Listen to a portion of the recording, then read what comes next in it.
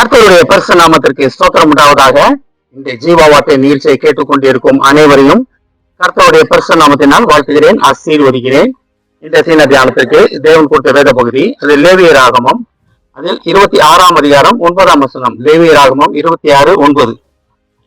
நான் உங்கள் மேல் கண்ணோக்கமாயிருந்து உங்களை பழகவும் பெருகவும் பண்ணி உங்களோட என் உடன்படிக்கையை திறப்படுத்துவேன். தினம் இதை கேட்டுக்கொண்டிருக்கும் தேவ பிள்ளைகளே, உங்களோட தேவன் பண்ணின உடன்படிக்கை திறப்படுத்துவேன் என்று தேவன் சொல்லுகிறார். திறப்படுத்துவேன் என்ன? உறுதிப்படுத்துவேன், கட்டாயம் செய்வேன் என்று தேவன் உங்களுக்கு ஒரு உறுதி கொடுக்கிறார். அநேக உடன்படிக்கை, அநேக வாக்குத்தத்தங்கள் எல்லாமே உடன்படிக்கை தான்.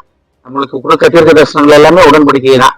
வேதமே நம்ம கையில கொடுக்கப்பட்ட ஒரு உடன்படிக்கையின் புஸ்தகம் தான். ஒரு பேப்பர்ல இல்லாம, ஒரு வழியில் இல்லாம முழு வேதமுமே நம்ம கையில கொடுக்கப்பட்ட ஒரு உடன்படிக்கை புஸ்தகம். அதான் நம்ம உணர வேண்டும். அப்ப தேவன் நம்மளுடன் பண்ண உடன்படிக்கையை திறப்படுத்துவேன் என்று ஒரு வாக்கு கொடுக்கிறார்.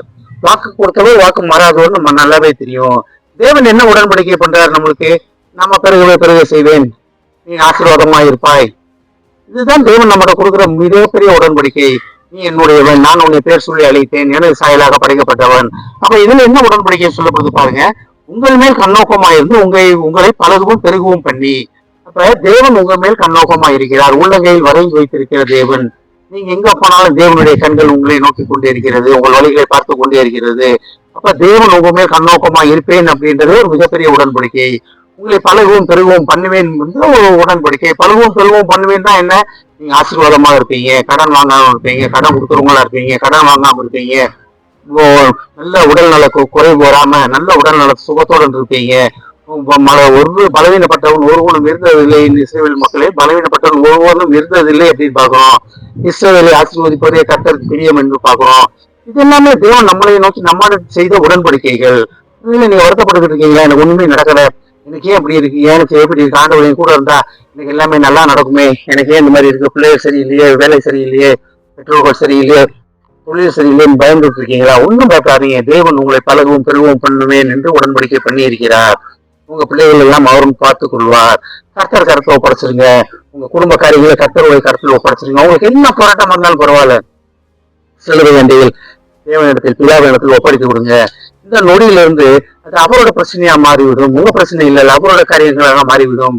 அப்ப உங்கள் மேல் கண்ணோக்கமா இருப்பேன்றாரு, உங்களை பழகவும் பெருகவும் பண்ணுவேன்றாரு. நான் உங்களுடன் பண்ணின உடன்படிக்கையை திடப்படுத்துவேன் அப்படின்னு சொல்றாரு. அப்ப 3 காரியங்கள் தேவன் சொல்றாரு. முதல் 2 காரியங்களும் உங்களுக்கு என்ன செய்வேன்னு சொல்றாரு. அடுத்து நான் என்ன செய்வேன் அப்படின்னு சொல்றாரு. முதல் 2 காரியங்கள் என்ன? உங்கள் மேல் கண்ணோக்கமா இருப்பேன், போக்கில் மரத்தில் உங்கள் வழியில் அனைத்தும் பார்த்து கொண்டே இருப்பார். அடுத்து என்னவோ உங்களை பழகவும் பெருகவும் பண்ணுவேன், ஆசீர்வாதத்தை கொடுக்கிறார். உங்களை கண்ணோக்கமா இருந்து உங்கள் வழிகளை பார்த்து உங்களை கண்ணோக்கி உங்களை ஆசீர்வதிப்பேன். அந்த ஆசீர்வதிப்பேன் கடைசி என்ன சொல்றாரு? உடன்படிக்கையை நான் உறுதிப்படுத்துவேன், திறப்படுத்துவேன் சொல்றாரு. அப்ப தேவன் வாயிலிருந்து வந்த வார்த்தைகள். எதுக்கும் நம்ம பயப்பட தேவையில்லை. கர்த்தர் உங்கள் பட்சத்தில் இருக்கிறார். ஆமென். ஜெபிப்போம். நீங்கள் அதிகமான அன்பின் பரலோக பிதாவே, நான் ஒவ்வொரு கண்ணோக்கமாக இருந்து உங்களை பழகவும் பெருகவும் பண்ணி நான் உங்களிடம் பண்ணின உடன்படிக்கையை திறப்படுத்துவேன் என்று சொன்ன வார்த்தைக்காக நன்றி ஆண்டவரே. ஏஸ்தாபனே, நீர் உங்களை நோக்கி பார்த்து எங்கள் மேல் கண்ணோக்கமாக இருந்து எங்களை ஆசீர்வதித்து நீர் இந்த ஆசீர்வாதம் உடன்படிக்கையை எங்கள் மேல் செய்வதற்காக நன்றி ஆண்டவரே. அதை உறுதிப்படுத்தியதற்காக நன்றி ஆண்டவரே. இதை கேட்டுக்கொண்டு ஒவ்வொருவரையும் ஆசீர்வதிக்கிறோம் அப்பா. ஒவ்வொரு குடும்பத்தையும் ஆசீர்வதிக்கிறோம் ஆண்டவரே. குடும்பத்தில் உள்ள ஒவ்வொருவரும் தகப்பனே, நீர் அவர்களுடன் பண்ணின உடன்படிக்கையை உணர்ந்து அந்த நிலையிலே நிற்க உதவி செய்யும் ஆண்டவரே. நீர் அவர்களை கண்ணோக்கி பார்த்து கொண்டிருக்கிறேன் என்பதை குடும்பத்தில் உள்ள ஒவ்வொருவரும் உணர்ந்து கொள்ளட்டும் ஆண்டவரே. குடும்பத்தில் உள்ள ஒவ்வொரு குடும்பத்தையும் நீ பழகி பெருக பண்ணுவேன் என்று சொன்ன ஆசீர்வாதமான வார்த்தைக்காக நன்றி ஆண்டவரே. அந்த உடன்படிக்கையை திறப்படுத்துவேன் என்று அந்த குடும்பத்தோடன் சொல்வதற்காக நன்றி ஆண்டவரே. குடும்பத்தில் உள்ள ஒவ்வொருவரையும் ஆசீர்வதிக்கணும் அப்பா. இயேசுவின் மூலமாய் கேட்கிறேன் நல்ல பிதாவே. ஆமென். கர்த்தர் உங்களை ஆசீர்வதிப்பாராக.